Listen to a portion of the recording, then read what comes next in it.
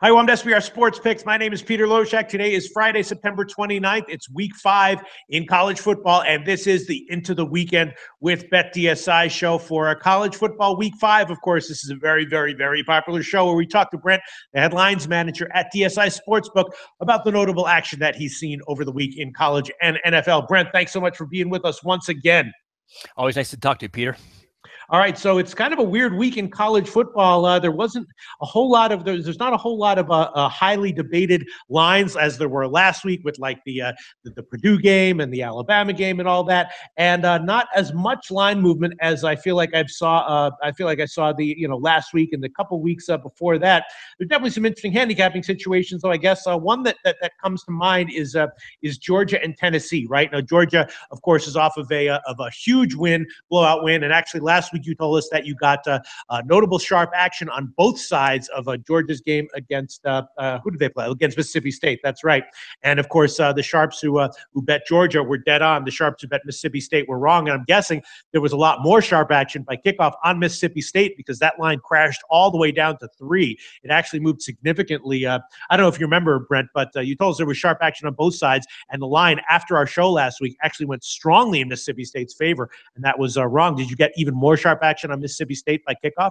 Yeah, we got more sharp action, and we also just got some oil money, some bigger bets that way as well. So I mean, if you looked at the the count in terms of sharps, we were kind of split on that game, but we definitely were favored to Mississippi State there in that one. But it was good two-way action for us. I mean, the line movement was just because we had public action going that way as well. Of course, the game wasn't even close, but yeah, it's nice when you get two-way action from sharps. That's for sure. Yeah. For sure. Well, at 11 a.m. Eastern time that Saturday, Big Man on Campus and myself both recommended a play on Georgia -3, and we added that to our official records, and so we were right on that one. Everyone who bet Mississippi State was wrong. And this week, Georgia's going up against Tennessee.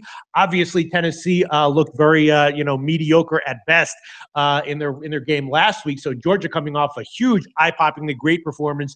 Tennessee coming off of a surprisingly lackluster performance. And this line, it's kind of been bouncing back from 7 and 7.5 all week long. I'm guessing is the public all over Georgia here because of what happened last week? Yeah, I mean, Tennessee seems to be like a tough team to figure out. I mean, they've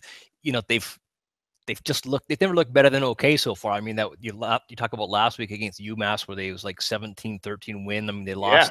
They lost to Florida. Now, obviously, there's nothing, no shame in losing to Florida, but I mean, just perhaps kind of like the way they lost was kind of like, I don't know, disheartening, I guess. You expect a little more from them, and just from the get-go, it looked like Florida was the better team. But I mean, here we are again, and they play every week, and on any given Saturday, have you? But yeah, I mean, I did get what I'm going to call pseudo sharp money on Georgia. That came in at the -7, actually -05. This line had opened at 6.5 at some places. Now, fortunately for me, I didn't open at 6.5. I did get to open at 7. So in terms of my risk management, I mean, we're kind of okay with being on 7. But the line is up to 8 right now. My wager count is almost 3 times favoring Georgia. My money's close to 3 times as well. If you take a look at the total on this game, I don't know if it's moved at all. It is pretty much dead even in terms of both my count and my money. So not a list guy per se on Georgia as of this moment, but as someone who I would say is very respectable and often on the right side, who laid the -7. All right. Well, we will see where this line closes. As of right now, it's pretty clearly no clear, strong opinion on that one because we're bouncing back and forth from 7 to 7.5. Another huge game that I'm assuming you're going to get massive action on for a college game is Clemson and Virginia Tech. Clemson has been looking awesome, but Virginia Tech has also been covering. So I'm assuming you can make a strong argument for either side here. So I'm assuming you are going to, because of that, take big action on both sides. There does seem to be some line movement that I've seen generally in favor of Clemson. It opened someplace at 6.5, got all the way up to 8, then went back down to 7, then back up to 8. Now it's back down to 7. So I'm assuming that indicates big action on both sides here and possibly sharp action on both sides as well. What can you tell us about Clemson, Virginia Tech? I don't need to tell you anything, Peter. You seem to know it all. Really? Yeah, sharp action on both sides? Yeah, I've got. I mean, this is probably my highest. Just taking a quick look. This is probably my highest bet game so far of the week right now. And I'm two-way action like perfectly balanced two-way action. We are sitting -7, dog 15 right now. I did get, sharp action on Clemson at 6.5. That line had gone up to 7.5, where I got sharp action back on Virginia Tech. So we've just kind of bounced between. Now landing on 7 would not be great for anyone, I don't think. But in terms of the sharp action, I do have sharp action on both sides. My count in terms of the public, I mean, they are more favoring Clemson, a wager count of almost 2-1. But like I said, if I look at my money, it's basically dead even now. I mean, Clemson definitely has looked good, and VTech, I mean, I almost want to say they've been on the buy since opening week. I mean, last week Old Dominion, then before that was East Carolina. Before that, they played Delaware. I mean, they haven't played a real game since that opening week against West Virginia. And turns out West Virginia is a decent football club, so it's going to be a real interesting game. And the fact that they're at home, I think, is a big factor in giving them a real shot. And obviously, the sharps agree. Those that took VTech at +7.5 and actually +8 as well. But I got great action both ways. And just as it stands right now, if you say what do you hope for this game, and I just say I hope it doesn't land 7. I don't care who wins.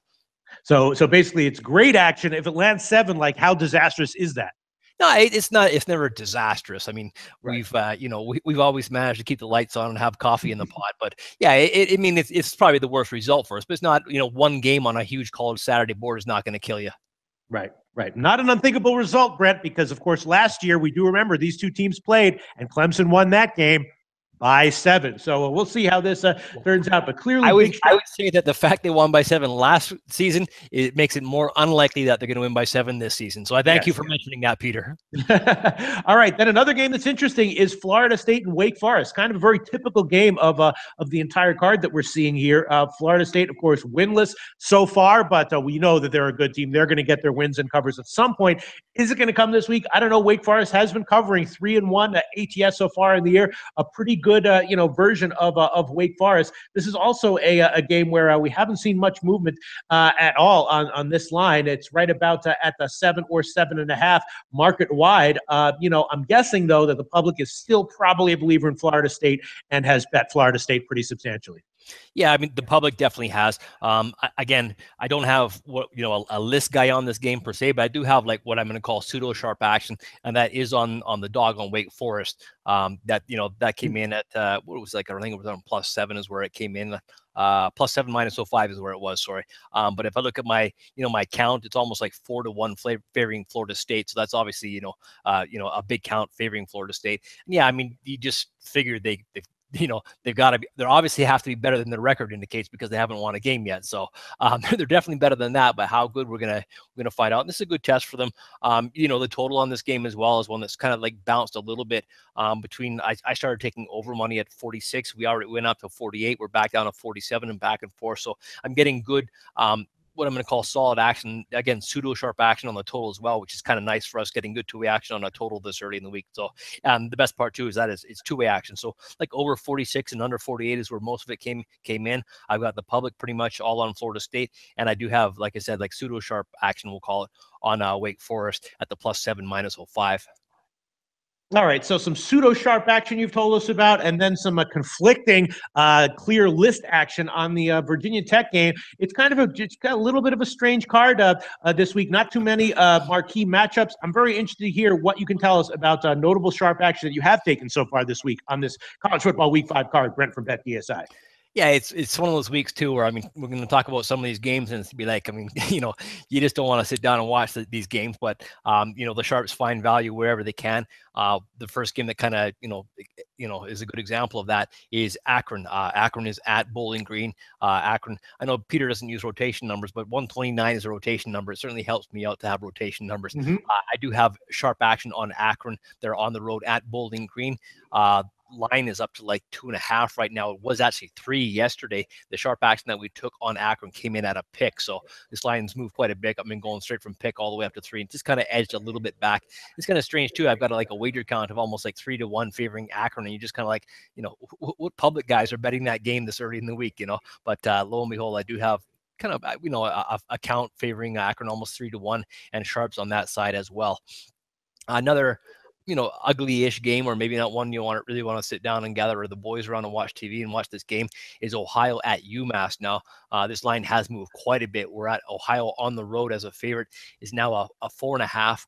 point favorite, and the Sharps came in UMass +8. Now, a lot of that has to do, I guess, with the quarterback situation with UMass. I mean, they've got, I think they're down to, they've got their quarterback has been upgraded, so he's going to be there. The tight end as well could be a play on that. But strange in this one too is that I've actually got a wager count of almost like 5-6 to 1 on Ohio, and it's like, come on, who public guys are betting Ohio early in the week? But they are. I mean, that's kind of the trend where the public is going. So Ohio is where the public has been betting so far, and UMass grabbed the great value. If you look at the board now, it's pretty much 4.5 and 5 across the board. Sharps grabbed UMass +8. Another one where an injury situation has probably had a big impact on the line is game 142, and that's Maryland at Minnesota. Minnesota is now a 13-point favorite. They're at home to Maryland. Maryland, I mean, they lost the quarterback opening week. They lost the quarterback last week, I guess it is. So they're going to be down to like their third string quarterback. This line has gone from 10.5 up to 13 where we are right now. And I do have sharp action that came in on Minnesota minus 10.5. Like I said, pretty much 13 right across the board. First total for you is going to be 158, which is Texas State and Wyoming. The under in that game, I had under action come in on the 47 was where the sharp action came there. I'm just looking right now. My board is pretty much 45.5 all the way across the board. And again, if you look at Wyoming, I mean, they seem to be a team that can, they're not going to put up a ton of points. They've got a decent quarterback, I think, from what I've seen. But their defense looks pretty solid. I think they'll have, probably not a hard time shutting down Texas State. So, I don't throw my opinion in these games very much. I just kind of read the tea leaves and tell you what the Sharps are betting, and they bet the under there, and I would kind of concur with that myself. Washington and Oregon State got another total for you. The under in this game as well. Washington defense has been pretty tight so far this season. They are a 26.5 point favorite on the road at Oregon State. The total's at 59 right now. Sharps came in at under 62. Another barn burner for you is 0-4 UTEP. They're on the road at Army. Another game where you figure Army just might shut the door on them. That total has dropped quite a bit. 53 is where the Sharps came in on the under that game. So UTEP Army under 53. Yesterday, I think we're like 49 and 48.5. So everyone across the board right now is 48. So that's dropped pretty much across the board. Finally, you get to talk about a sharp public split. And no surprise that the public is on Notre Dame. They're pretty much on Notre Dame every week. They are a home favorite to Miami of Ohio. The line where the Sharps grabbed, though, was 23.5.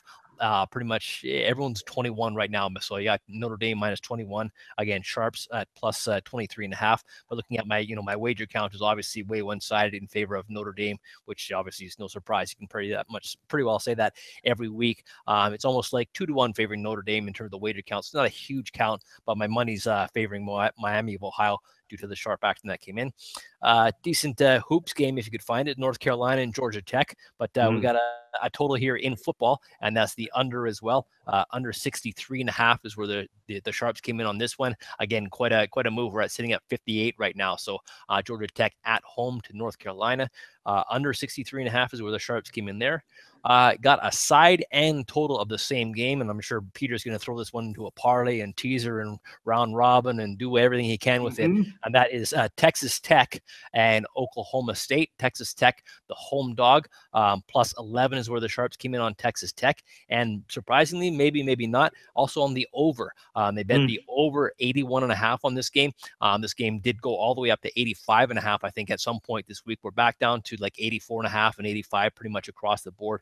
But Texas Tech plus 11 and the over 81.5 is where the Sharps came in.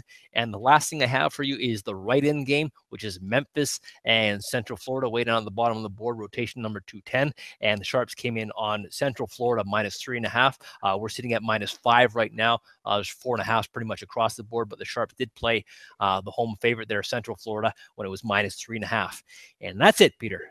Wow, very interesting stuff. Yeah, the Sharps finally biting on those overs with Oklahoma State. I think they're going to cash up on that one. We'll see if that line goes up even more by game time, because that sounds like the kind of game where you might have a one-way action, a big public action and sharp action on the over, right?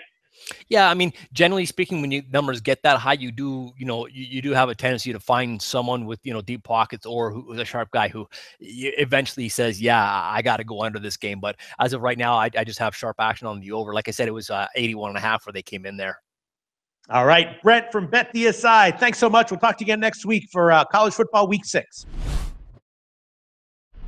Hey guys, thanks for tuning in to our channel. Now, we've put a lot of work into producing all these free videos, so please help us out and keep all our content free for you forever by simply liking, sharing, commenting, and subscribing.